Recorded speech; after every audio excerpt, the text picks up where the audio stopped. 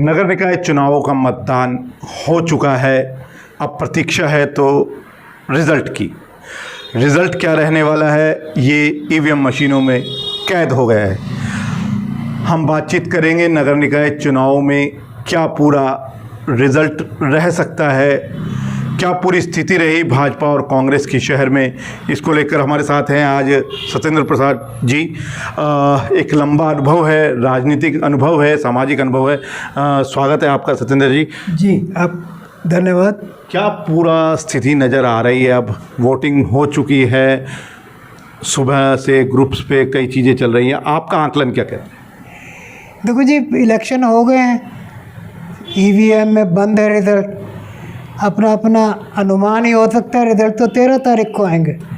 मेरा मानना है कि चेयरपर्सन के चुनाव में रेवाड़ी में 75,000 से कुछ वोट फालतू पड़ी है जी।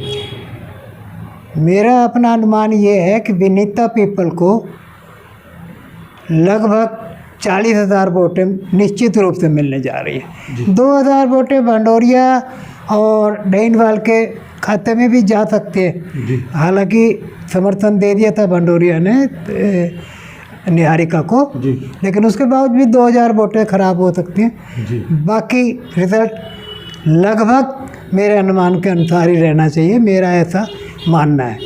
हालांकि इस चुनाव में राव इंद्रजीत की साख इसलिए दांव पर लगी हुई है कि उन्होंने केवल एक पैनल में टिकट के लिए एक ही नाम भेजा था और ये साथ में कहा था, ये भी मेरा ही प्रपोजल था राव इंद्रजीत सिंह जी से कि आप अगर विनीता पीपल को टिकट दिलवाना चाह रहे हैं तो पैनल मत भेजो, आप सिंगल नाम भेजो। कुछ पुराना अनुभव है, बड़े राव साहब के साथ काम किया हुआ है, इसलिए तरजीह देते हैं वो, और उन्होंने एक ही नाम भेजा। और मैंने कहा है एक मैसेज और साथ में दे दो पार्टी को कि अगर इस विनीता की जीत और हार का जिम्मेवार मैं हूँ। ये जीतेगी तो मैं जीतूँगा, हारेगी तो मैं हारूंगा, लेकिन अगर और किसी को टिकट दिलवाना देना चाहे पार्टी, मुझे कोई ऐतराज़ नहीं, कोई जिम्मेवारी ले हार की जीत की तो बेशक तो किसी और को दे दो, लेकिन विनीता को दोगे तो उसकी हार भी मेरी है, जीत भी मेरी है। तो राव इंद्रजीत सिंह ने ऐसा ही करा और दोनों जगह एक ही नाम दिया। पार्टी ने उनको तरजीह दी, उन्हीं के भेजे हुए नाम को टिकट मिली। और यहाँ कांग्रेस पार्टी का ऐसा नहीं है कि परवीन ने मेहनत नहीं की, परवीन एग्रेसिव है और उसके मुकाबले में नरेंद्र पीपल सबमिसिव है, लोगों की ऐसी धारणा है। यहाँ पे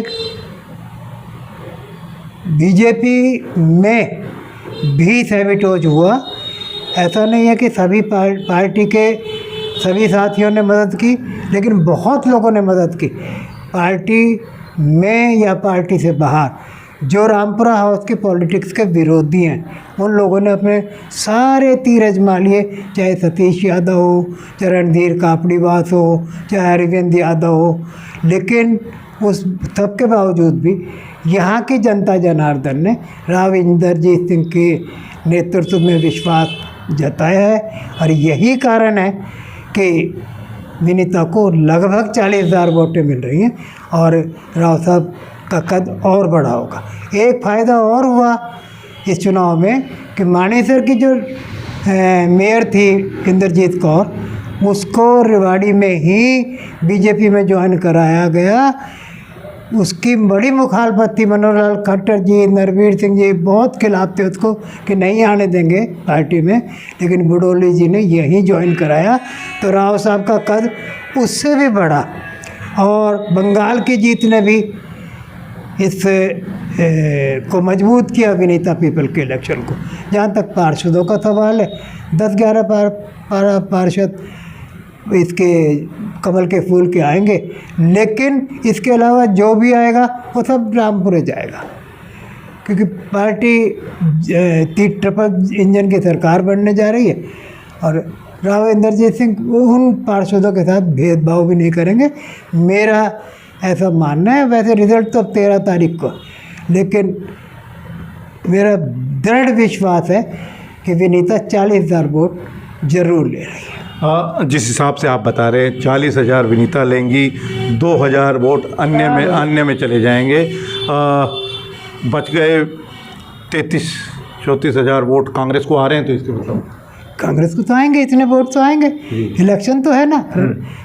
कांग्रेस की वोटें भी हैं और कांग्रेस के निशान से बहुत बड़ा फ़ायदा नहीं मिला उसको, लेकिन एकजुट वोट जो राव या रामपुरा हाउस के खिलाफ पड़नी है, वो एकजुट होकर उनका जोड़ इतना बैठा ही।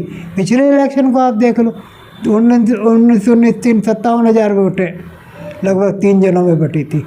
अब के तो बिल्कुल आमने सामने का मुकाबला था।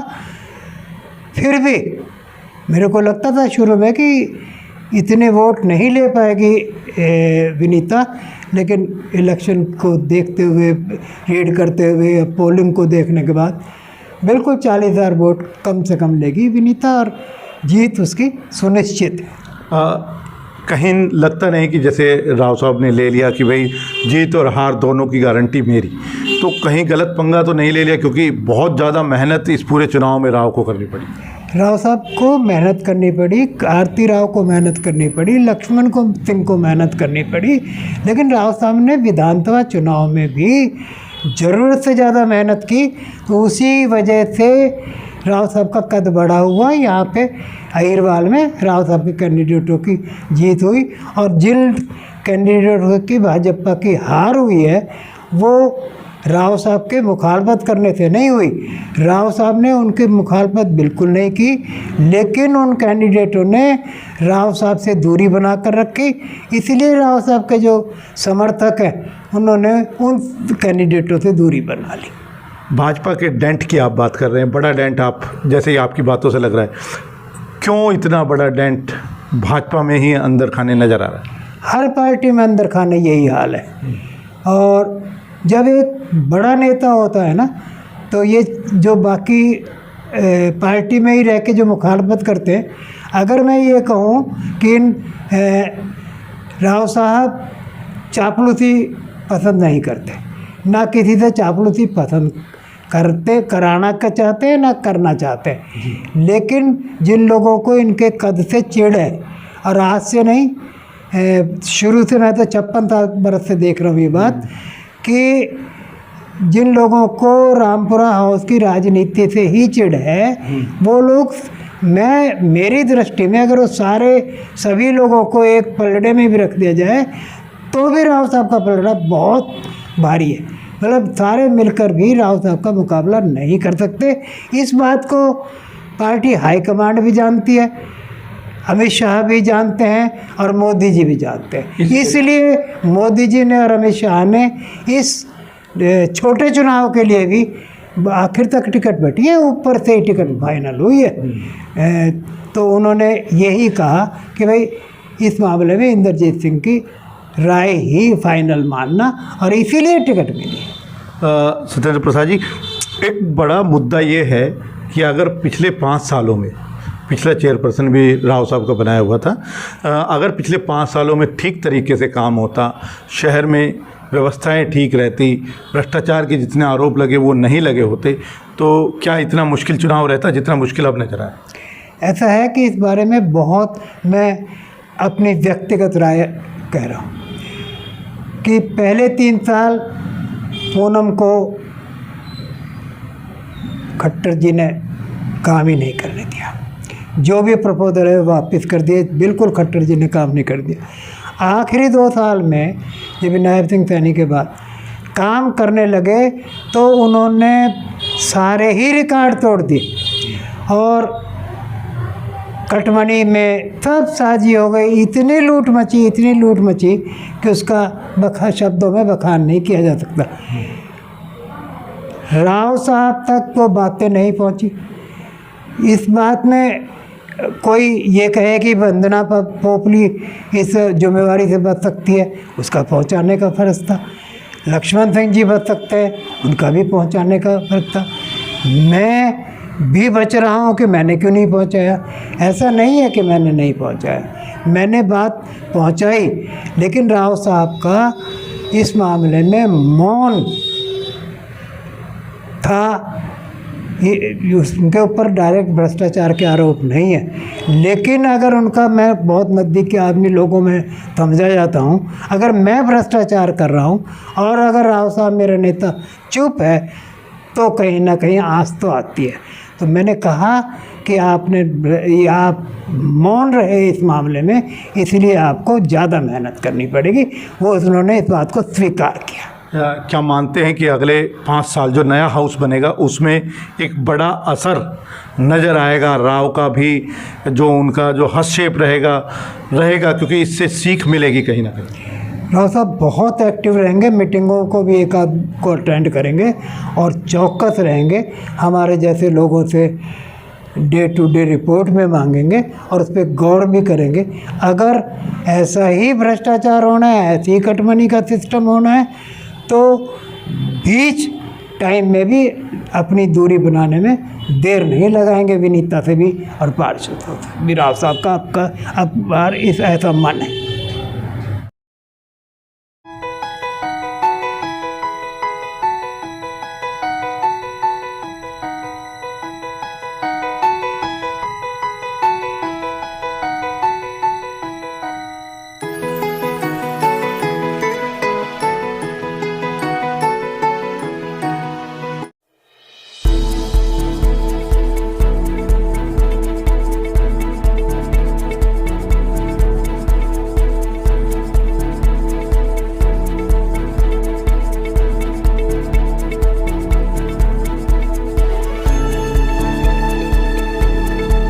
गंभीर एक्सीडेंट के इलाज के लिए रेवाड़ी का एकमात्र अस्पताल Aditya hospital, block A, sun city, HUDA bypass, Abhay Singh Chowk, Rewari. यहाँ न्यूरो सर्जरी के अंतर्गत ब्रेन और रीढ़ की हड्डी की सर्जरी की जाती है। दिमाग की नस ब्लॉक होना, नस फटना और लकवा जैसे मामलों का उपचार किया जाता है। कार्डियोलॉजी विभाग में एंजियोग्राफी, स्टंट और छल्ला डालने की सुविधा है। लेप्रोस्कोपी द्वारा पित्ताशय, अपेंडिक्स, हर्निया और पेट की सर्जरी बिना बड़े चीरे के होती है।